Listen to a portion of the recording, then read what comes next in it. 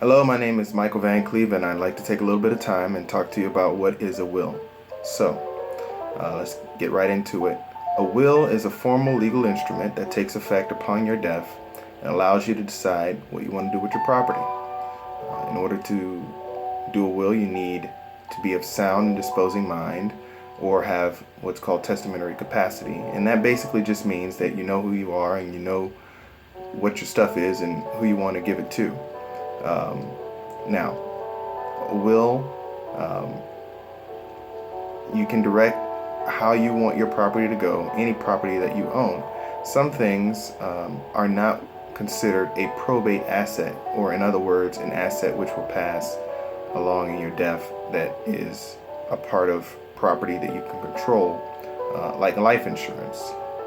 Life insurance is typically not seen as a probate asset, especially here in Florida. However, any property that you own, you can usually direct how you want it to go in a will. That's very generally speaking.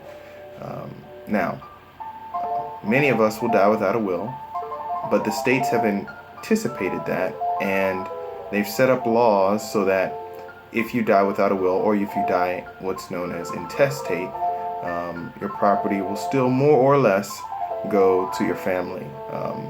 And so anytime you hear about these stories of someone having a great aunt that passed away, and now someone very distant to them is inheriting, it's possibly because they didn't have a will. Now, a will must be performed with certain formalities. So when you're performing a will, and this is the tricky part, where if even if you decide to go to Home Depot or use LegalZoom to do a will, you have to be very careful about how it's executed, because you don't want it to be challenged later.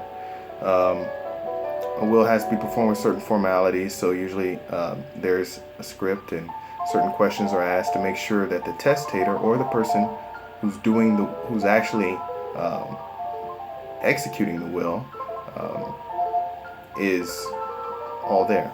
And so moving on to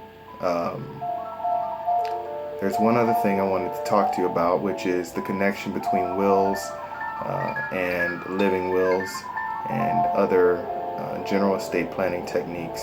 A living will is usually a document that decides how you want to die, and that's something that you create for yourself. You create for yourself, and you say, I want to die in this way. That's not to be confused with a will, which is how you dispose of your property. There's something else called a healthcare directive, or a healthcare power of attorney, and that document appoints an agent for you if you can't make healthcare decisions for yourself. And so these documents are usually associated with each other: a will, a living will, and a healthcare power of attorney. There are other forms of powers of attorney, including a general power of attorney, which is a document that gives large, expansive powers while you're still living to a person to control typically your financial assets. So that just about wraps up a will. I hope that you learned a little bit about probate or estate planning, and I hope all is well with you.